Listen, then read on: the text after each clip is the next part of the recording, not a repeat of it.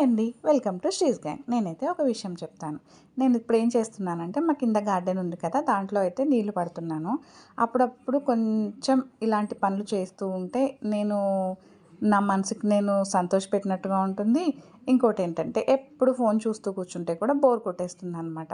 అందుకని ఇలా మనం చేసే చిన్న చిన్న పనుల్లో మనం ఏదైతే హ్యాపీగా ఉంటామో అట్లాంటివి చేసుకుంటూ ఉంటే బాగుంటుంది.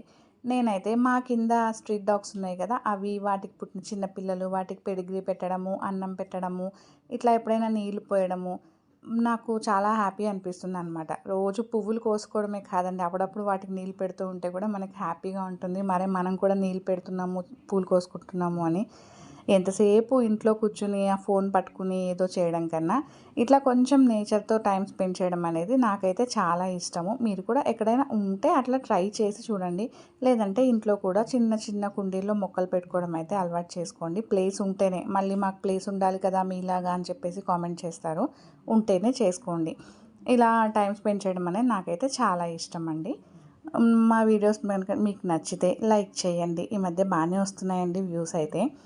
ఇదైతే మొన్న సండే రోజు వ్లాగ్ అనమాట.